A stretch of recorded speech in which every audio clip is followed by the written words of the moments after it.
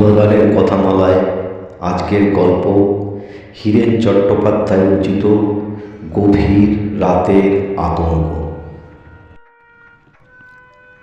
সবে চোখটা একটু লেগেছিল, আওয়াজ শুনে ভুরু কুঁচকে উঠল জটাধারীর। না, আলাদা করে কোনো শব্দ এখন আর বোঝার উপায় নেই। সেই দুপুর থেকে যে প্রলয় কাণ্ড শুরু হয়েছে, ভেবেছিল সন্ধে রাত নাগাদ সব ঠিক হয়ে যাবে। নিম্নচাপ না কী সব বলে রেডিওতে, সে আর কতক্ষণ থাকবে। কিন্তু রাত যত বাড়বে তর্জন গর্জন ততই বাড়তে থাকবে। এ তো বাপু বাপের জন্মে দেখিনি কখনো। জটাধারী চোখ বুজেই কান দুটো খাড়া রাখল। সারাদিন যা ঝক্কি গেছে, এত চট করে ঘুম ভেঙে যাবার তো কথা নয়। শব্দটা হলো কিসের? সবচেয়ে আশ্চর্যের কথা, এত সব বিচ্ছিরি আওয়াজের মধ্যেও যখন ঘুমিয়ে পড়েছিল, তখন ঘুমটা তো আর যে সে আওয়াজে ভাঙবে না।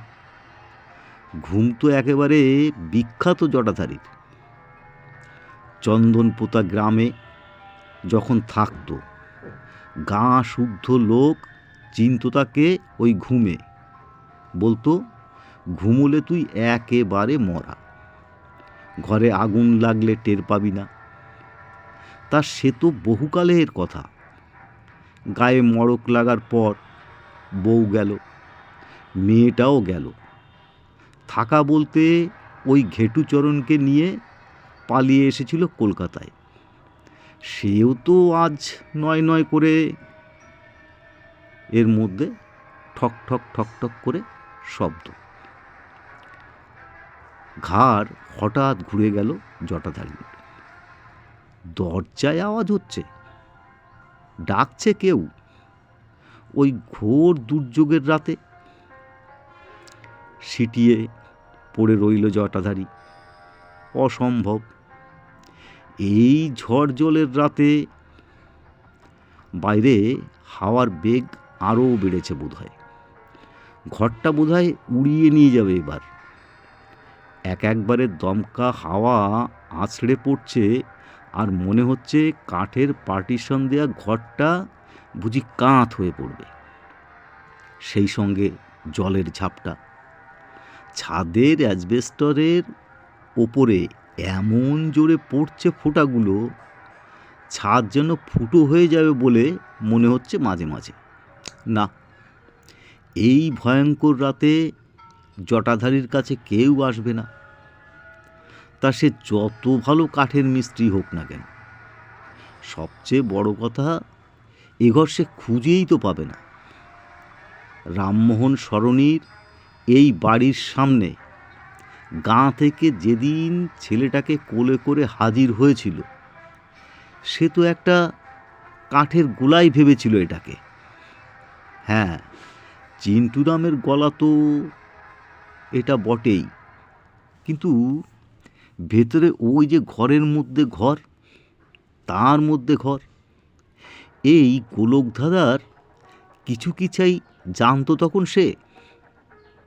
চিন্টুরাম তার হাতের কাজ দেখে খুশি হয়ে যখন এই ঘরটা 30 টাকায় ভাড়া দিয়েছিল, ঘরে উঠতে গিয়ে তো সে ভিমড়ি খেয়েছিল। 5 বার উঠোনে পাক খাবার পর কাঠের সিঁড়ি। সিঁড়ি না বলে মই বলাই ভালো। অতি সাবধানে উঠে এই ছোট্ট কাঠের ঘর। ওপরে অ্যাসবেস্টস ছাউনি। না, তার অবশ্য অসুবিধে হয় না। বাপ ছেলে বসে কাজ করে। কাঠ তো চিন্টুর কাছেই থাকে। দুপুরবেলা এই ঘরে দুটো ফুটিয়ে নেওয়া, রাত্রিরে বেশিরভাগ চলে যায় তাতেই। আজকেও সেই রকম করেই মুড়ি টুড়ি খেয়ে গায়ে কাঁটা দিয়ে উঠল জটাধারী। শব্দটা হলো আবার, কোনো ভুল নেই। এবার আরও জোরে। আশ্চর্য, এমন রাতে কেউ আসতে পারে তার কাছে? সামান্য একটা ছুতোর মিস্ত্রির কাছে কে আসবে এই ঝড় জল ঠেলে? একবার মনে হলো চিন্টু ভাই নয় তো, কিন্তু এই রাত বিরেতে তারই বা কী দরকার? সে তো আর পালিয়ে যাচ্ছে না। সকাল হলেই তো আবার ঠক ঠক ঠক ঠক আওয়াজ, এবার আরও জোরে এবং আরও নির্ভুলভাবে। কোনো উপায় নেই না উঠে। বিছনা থেকে উঠে হাত বাড়িয়ে সুইচটা টিপল জটাধারী। সেই একই রকম রয়েছে আলোটা। ভোল্টেজ খুব কমে গেছে আর কাঁপছে মৃগী রুগীর মতো। সন্ধ্যের পরই হয়েছিল এরকম, এখনও ঠিক হলো না। বিরক্ত মুখে ঘাড় নাড়তেই অ্যালার্ম ঘড়ির উপরে চোখ পড়ল। 1:10। রাত 1:10 কেউ কারো বাড়ি আসে? গলাটা কেমন শুকিয়ে উঠেছিল জটাধারীর। তাকিয়ে দেখল ঘেটু অঘরে ঘুমোচ্ছে। ওহ, ঘুম পেয়েছে বটে বেটা, বাপকে টেক্কা দেয় একেবারে। গায়ে হাত দিয়ে ধাক্কা দিল একবার। গলায় জোর তেমন ছিল না। ডাকলো ফিসফিস করে, এই ঘেটু, ঘেটু রে। না, ওকে তোলা যাবে না। যা থাকে কপালে। পায়ে পায়ে কপাটের দিকে এগিয়ে গেল জটাধারী।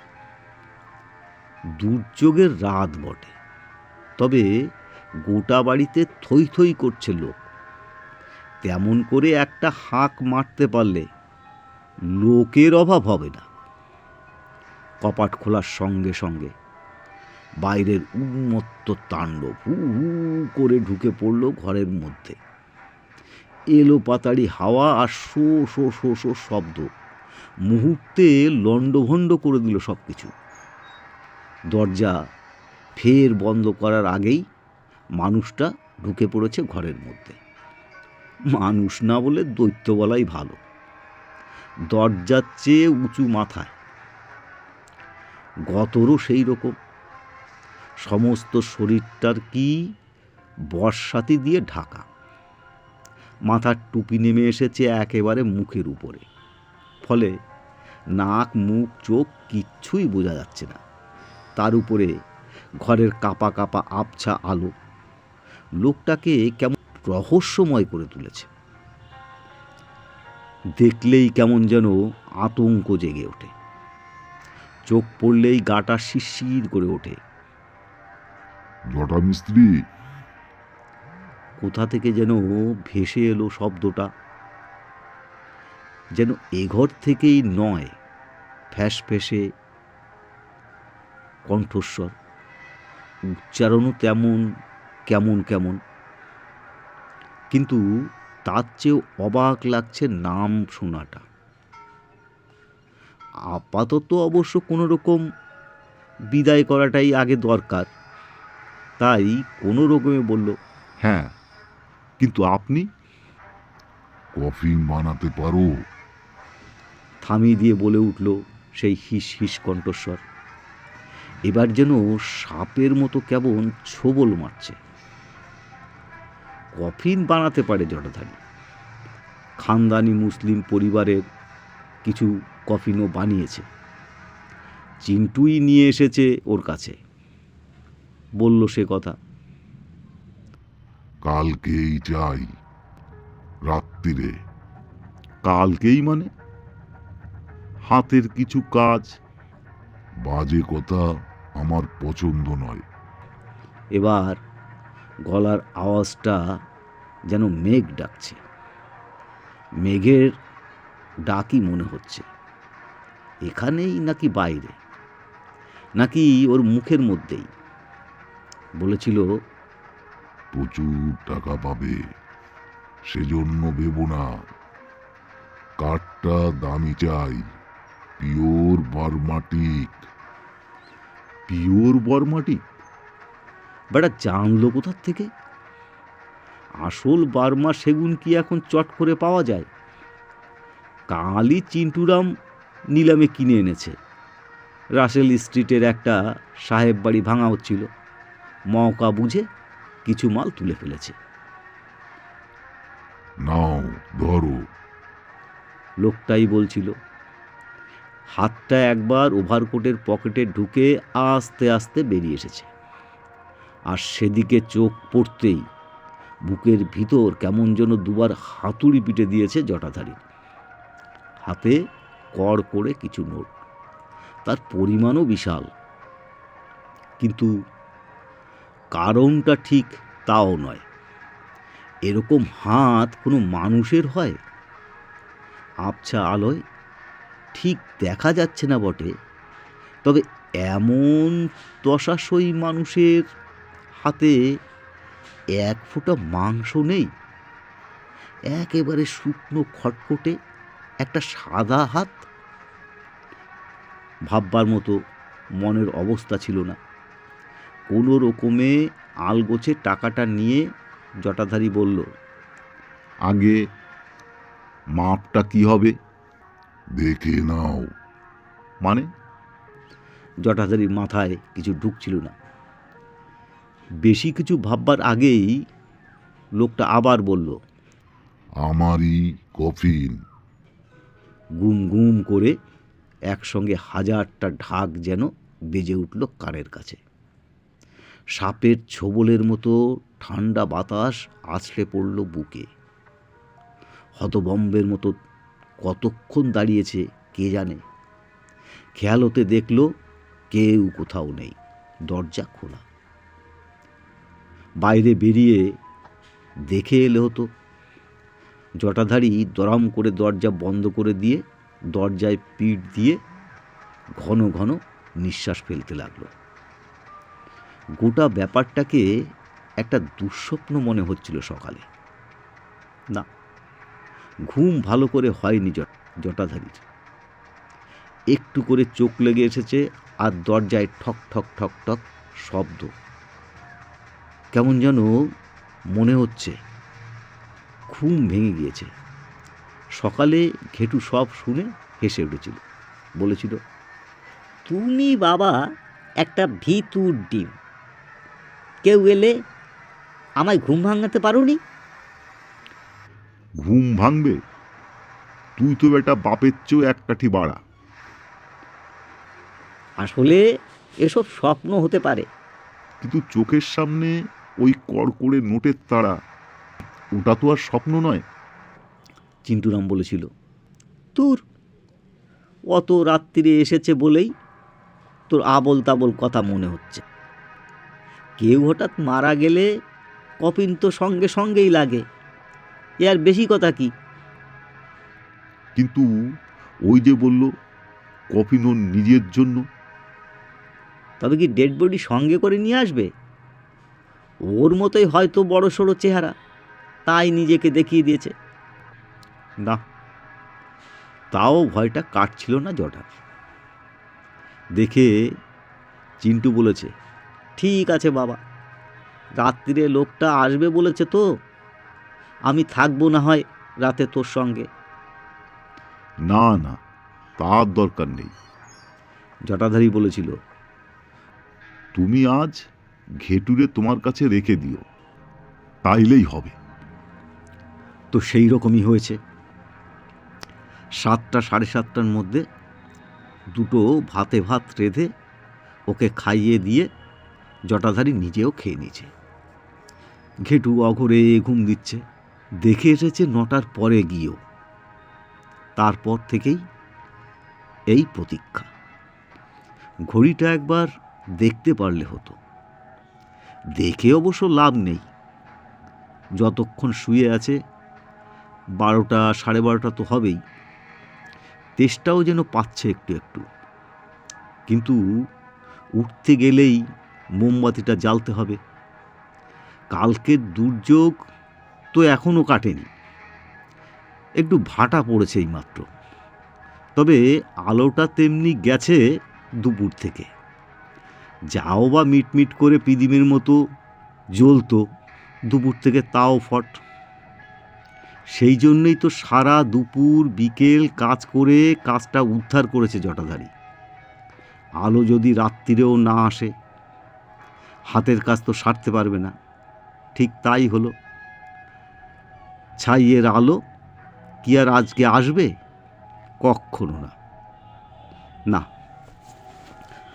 কাজটা জটাধারী খারাপ করেনি। ভয়েই হোক আর টাকার গুণেই হোক, কাজটা একেবারে পাকা হাতে সেরেছে। চিন্টুরাম মালটাও দিয়েছিল সরেশ, ওই সাহেব বাড়ি থেকে কেনা 1 নম্বর সেগুন কাঠ। রেদা চালাচ্ছে যেন হাত বোলাচ্ছে ঘেটুর গায়ে। একটু ঘষতেই কি ফাইবার! আফসোস হচ্ছিল, এমন কাঠ কেউ মাটির তলায় দিয়ে নষ্ট করে? যাকগে, সে যার জিনিস, সে যা খুশি তাই করুক। কিন্তু কথা হচ্ছে, সত্যি সত্যি সে আসবে তো, নাকি সারাদিন ধরে জটার এই পরিশ্রমটাই বেকার? বলেছিল রাত্রিরে আসবে, তো সেই রাত্রির মানে কটা? রোজ রোজই কি মানুষ রাত দুপুর ওই রকম উৎপাত করবে নাকি? সারাদিন পরিশ্রম করেছে, একটু ঘুমটুম তো মানুষের দরকার নাকি? ভেবেছিল, তার মধ্যেই শব্দটা কানে এলো জটার। কালকে সেই শব্দ, কিন্তু একটু মোলায়েম, একটু আস্তে আস্তে। শব্দটা শুনেছে তো ঠিক, নাকি ভেতরে ভেতরে একটা উত্তেজনা বইছে বলে ভুল শুনেছে? একটু অপেক্ষা করে দেখবে। কেউ এলে সে তো ডাকবে আর একবার। ডাকলো। বেশি অপেক্ষা করতে হলো না জটাধারীকে। ঠক ঠক ঠক। বিছনা থেকে নামলো জটাধারী। মাথার কাছে ছিল দেশলাইটা। মোমবাতির কাছে এগিয়ে গেল। হাত কাঁপছিল। 2টো দেশলাই কাঠি খরচা করে কোনো রকমে ধরালো মোমবাতিটা। কুঁজো থেকে গড়িয়ে একটু জল খেলো। জল একটু ছলকে পড়ল মেঝেয়। একটু বুঝি লাগলো কফিনের গায়ে। প্রায় গোটা ঘর জুড়েই তো রয়েছে জিনিসটা। দরজা পর্যন্ত এগোবার আগেই আবার সেই শব্দ, আবার সেই মূর্তি। আজ যেন আরও উৎকট লাগছে। মোমবাতির আবছা আলোয় মুখের গব্বরগুলি যেন বেশি প্রকট হয়ে উঠেছে। Very good. কফিনের ওপর নজর পড়েছে তার। আগের দিনের মতন ফ্যাসা গলায় বলছে, ওটা বার করে দাও ঘর থেকে। সে আর বলতে, আপদ যত তাড়াতাড়ি বিদায় হয় ততই তো মঙ্গল। বাকি রাতটা অন্তত ঘুমোতে পারবে একটু শান্তিতে। বাইরে বেরিয়ে গেছিল। কোনো রকমে টানতে টানতে কফিনটাকে নিচে নামাবার সিঁড়ির কাছে নিয়ে এলো জটাধারী। ওভারকোটের পকেট থেকে হাত বার করেছিল লোকটা। বলল, ঠিক আছে। হাত নেড়ে চলে যেতে ইঙ্গিত করলো। না বললেই যেন দাঁড়াতো জটাধারী। তাড়াতাড়ি ঘরের মধ্যে ঢুকে মোমবাতিটা ঠিক জায়গায় রেখেছে। পেছন ফিরতেই সেই মানুষ ঘাড়ের কাছে যেন নিঃশ্বাস ফেলছে। বুকটা ধক করে উঠেছিল জটাধারীর। বলল, আজ্ঞে। হাতটা বেরিয়ে এলো লোকটার পকেট থেকে। হাতে ধরা একটা ছোট্ট সদৃশ তালা আর রিং সমেত একটা চাবি। তালাটা তুমি বন্ধ করে দেবে কফিনের, ঠিক আছে? তাড়াতাড়ি হাত বাড়িয়ে নিতে গিয়ে হাতটা বোধহয় একটু ছুঁয়ে ফেলেছে জটাধারী। সঙ্গে সঙ্গে যেন গোটা শরীরে বিদ্যুৎ তরঙ্গ খেলে গেছে। হিম শীতল একটা হাত, যেন বরফের চেয়েও ঠান্ডা, একেবারে অবশ করে দেওয়ার মতো। কোনো রকমে মাথা নিচু করে কফিনের দিকে এগিয়ে গেল। বেশ দামি তালা মনে হচ্ছে। সোনার নাকি, কে জানে। চাবিটা লাগিয়ে রিং শুদ্ধ চাবিটা ফেরত দেবার জন্য মুখ তুলতেই চক্ষু স্থির। গেল কোথায় মানুষটা? এই তো জলজ্যান্ত দাঁড়িয়ে ছিল চোখের সামনে, এর মধ্যে যাবে কোথায়? ঘরে সিধোয়নি তো? তাড়াতাড়ি ঘরে ফিরে এলো জটাধারী। কই না, ঘরেও তো নেই। তাহলে? বিস্মিত চোখে ঘাড় ঘুরিয়েছিল জটা। চোখে যা পড়ল তা না দেখলেই বুঝি ভালো ছিল। গোটা কফিনটা এখন ভাসছে হাওয়ায়, ঠিক যেন কেউ কাঁধের উপর তুলে নিয়েছে। মনে হচ্ছে সিঁড়ি বেয়ে কেউ নেমে যাচ্ছে নিচে। চোখ দুটো ভালো করে কষলে নিল জটাধারী। সম্ভব না, একেবারেই সম্ভব না। একা একা ওই কফিন নিয়ে সিঁড়ি দিয়ে নামবে, সেটা অসম্ভব। কারণ সিঁড়ি তো ওটা নয়, আসলে ওটা মই।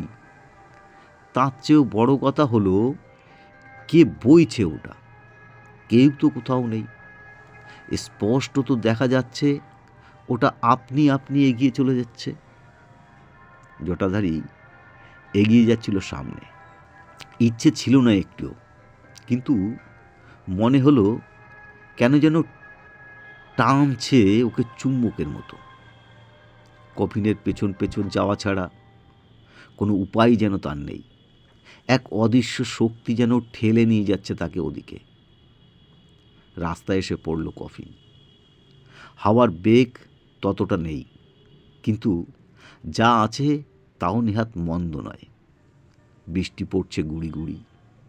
শীত এখনো পড়েনি, কিন্তু ভিজে গায়ে হাওয়ার ঝাপটা লেগে রীতিমতন দাঁতের দাঁত লেগে যাচ্ছিল জটাধারীর। কেন যাচ্ছে? কতক্ষণ যাচ্ছে? কোন দিকে যাচ্ছে? কিছুই খেয়াল ছিল না জটার। খেয়াল রেখে কোনো লাভও ছিল না তার।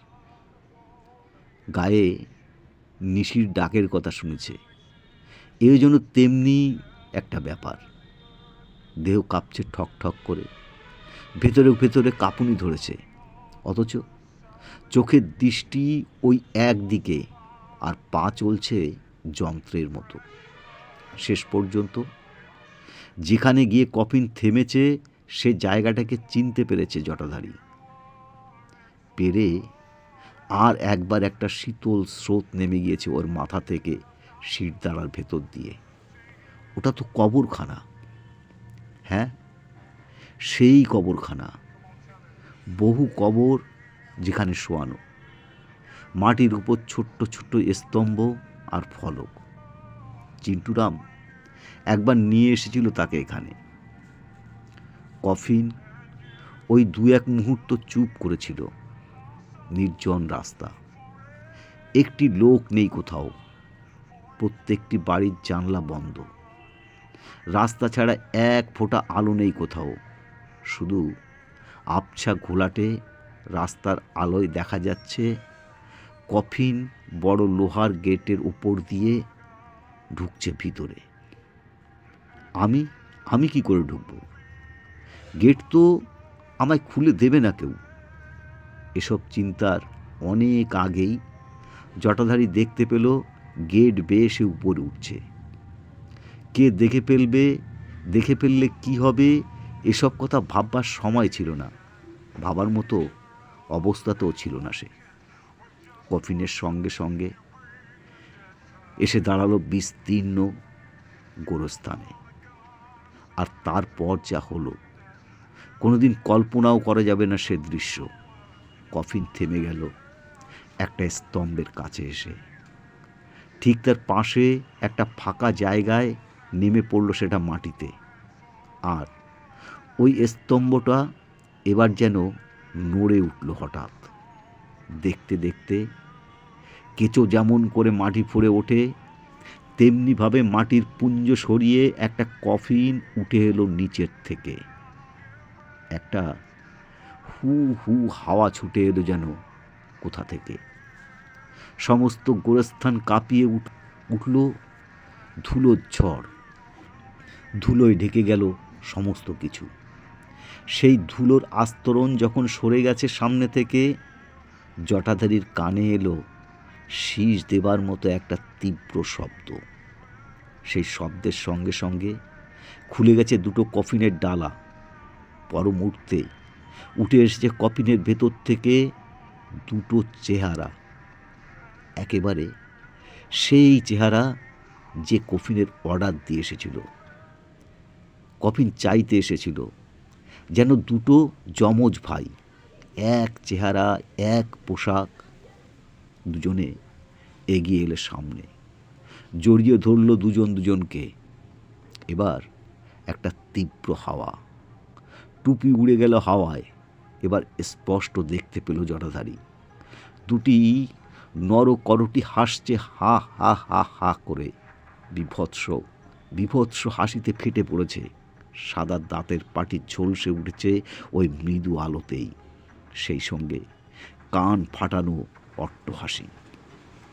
একটা আর্ত চিৎকার এবার বেরিয়ে এসেছে বুক চিরে। কাটা গাছের মতো সেখানেই আছড়ে পড়ল জটাধারী। ধর্মর করে উঠতে যাচ্ছিল জটাধারী। ছুটে এলো খাকি পোশাক পরা গার্ড, বলল, যাক, জ্ঞান হয়েছে তাহলে। চুপ করে শুয়ে থাকুন, আমি ফাদারকে একটা খবর দেই। গার্ড চলে গেলে জটাধারী একটু ভালো করে দেখতে চেষ্টা করল কোথায় আছে সে। ছোটোখাটো একটা ঘর, জানলা দিয়ে এক টুকরো রোদ পড়েছে দেওয়ালে। তার মানে সকাল হয়ে গেছে, দুর্যোগও কেটে গেছে। ঘরের চেহারা দেখে বোঝাই যায় লোকটা একা থাকে এখানে। কাপড় জামা ঝুলছে কটা, রান্নাবান্নার সরঞ্জাম রয়েছে একদিকে, তার মতোই অবস্থা। একটু একটু করে গোটা ব্যাপারটা মনে পড়ল জটাধারীর। কফিনের সঙ্গে সঙ্গে সারা কলকাতার রাস্তায় ঘোরা, গোরস্থানে এসে পড়া, লোহার গেট টপকানো। তারপর আর ভাবতে পারে না জটাধারী। মাথার ভেতরটা কেমন টন টন করে ওঠে। তাহলে কি সেই কঙ্কালটাই তাকে আক্রমণ করেছিল? গলার আওয়াজে বুঝতে পারল গাড়টা ঢুকেছে ফের। বলছিল, একটু দুধের ব্যবস্থা করে এলাম তোমার জন্য। নারী খুব দুর্বল, ওই অবস্থায় অক্কা পাওনি এই ঢের। কি হয়েছিল আমার? খুব আস্তে আস্তে কোনো রকম বলল জটাধারী। সেটা তো তুমিই বলবে। লোকটা বসলো এসে পাশে। চিৎকার চেঁচামেচি শুনে গিয়ে দেখি একটা কবর খোঁড়া, কফিন বাইরে বার করা, আর তুমি পাশে পড়ে আছো অজ্ঞান হয়ে। আর একটা কফিন ছিল না পাশে? নতুন কফিন ছিল। ছিল বলেই তো বেঁচে গেলে তুমি। আমি ভেবেছিলাম তুমি ডেড বডি চুরি করতে এসেছো। পুলিশকে ফোন করতে যাচ্ছিলাম, তখন দেখি ও পাশে আর একটা নতুন কফিন। যাক, পেয়েছো তাহলে। হ্যাঁ, কিন্তু তারপর যে ব্যাপার হলো সেটা তো আরও সাংঘাতিক। ফাদারকে যখন ডেকে নিয়ে এলাম তখন দেখি কবর খোঁড়ার কোনো চিহ্ন নেই। স্তম্ভ তেমন ঠিক যেমনটি ছিল। সে কি? তার চেয়েও আজব কাণ্ড, নতুন কফিনে আর একটা ডেড বডি। সেটা আবার জানা গেল তোমার হাতের মুঠোয় ধরা চাবি দিয়ে সেটা খুলে। তার মানে ডেড বডি কফিনে ভরে তুমি নিয়ে এসেছো একা একা, যেটা আরও অসম্ভব। ফ্যাল ফ্যাল করে তাকাচ্ছিল জটাধারী। কিছুই ঢুকছিল না তার মাথায়। দেখতে পেল সাদা পোশাক পরা এক ফাদার ঢুকছেন ঘরে। হাসি মুখে তিনি বললেন, কিছু বুঝতে পারছো না তো? সব বুঝিয়ে বলছি তোমাকে। আগে তুমি আমাকে বলো কি হয়েছে। গুছিয়ে সব কিছু বলার মতো জ্ঞানগম্যি কি আছে জটাধারীর? তার উপরে শরীরের যা অবস্থা। একটুখানি দুধ খেয়ে উঠে বসল। তারপর যেটুকু পারল সব বলল। ফাদার বললেন, হ্যাঁ, যা ভেবেছি ব্যাপারটা ঠিক তাই। রাসেল স্ট্রিটের যে সাবেক বাড়িটা ভাঙা হয়েছে সেখানে অনেক দিন আগে থাকতেন দুই ভাই, জন পামার আর হ্যামফ্রে পামার। তামাকের ব্যবসায় খুব প্রসার করেছিল তারা। বার্মা থেকে এক ব্যবসায়ী ওদের বাড়িতে আসার পরই জন পামার হঠাৎ নিখোঁজ হয়ে যান। হামফ্রের ধারণা তার ভাইকে খুন করে ওই বাড়িতে কোথাও গুম করে রাখা হয়েছে, যে কারণে ব্যবসাতে মন্দা দেখা গেলেও বাড়ি ছেড়ে কোথাও যাননি উনি। এসব গল্প আমাকে উনিই বলেছেন। শেষ দিকে দেখেছি মাথায় একটু গোলমাল দেখা দিয়েছিল। সারা বাড়ি তন্ন তন্ন করে খুঁজে বেড়াতেন। আমাকে অনুরোধ করেছিলেন ওর কবরের পাশে যেন একটা জায়গা ফাঁকা রাখা হয় ভাইয়ের জন্য। সেই ইচ্ছেও আমি পূর্ণ করেছিলাম ওর। প্রায় বছর 3 হলো উনি মারা গেছেন। বিয়ে থা দুই ভাইয়ের কেউ করেনি। এখন বিলেত থেকে ওর এক ওয়ারিশ এসে জোর করাতেই বাড়িটা ভাঙা হয়েছিল। বুঝতে পারছি হামফ্রের অনুমানই ঠিক। জনের অতৃপ্ত আত্মা এতদিনে ভাইয়ের মনের আশা পূর্ণ করতে পারল। হা করে শুনছিল সব কিছু। ফাদার থামতে জটাধারী জিজ্ঞেস করল, কিন্তু উনি যে পামার সাহেব, আপনি বুঝলেন কি করে? দেখো, কি করে বুঝলাম? সেই চাবি বার করলেন ফাদার গাউনের পকেট থেকে। এই চাবি তো উনি তোমাকে দিয়েছিল। হ্যাঁ, আইভরিতে বানানো চাবির রিং। নামটা খোদাই করা আছে ওখানেই, দেখো না। হাসি পাচ্ছিল জটাধারী। এই এতক্ষণ পরে ক অক্ষর গোমাংস বলে কথা, সে পড়বে ইংরেজিতে লেখা নাম। হেসে কি একটা বলতে যাচ্ছিল, হঠাৎ তড়াক করে উঠে দাঁড়ালো, বলল, আমি যাচ্ছি ফাদার। একটু রেস্ট নিয়ে যাও, তুমি এখনো দুর্বল। ধূর্তুরি চাই দুর্বলের নিকুচি করেছে। আসলে ঘেটুচরণের কথা মনে পড়ে গিয়েছে ওর। সারা রাত ছেলেটা যে কি করছে কে জানে। দরজা দিয়ে ছিটকে বেরোতে বেরোতে বলেছে, আমার ছেলেটা যে একা একা আছে গো ফাদার।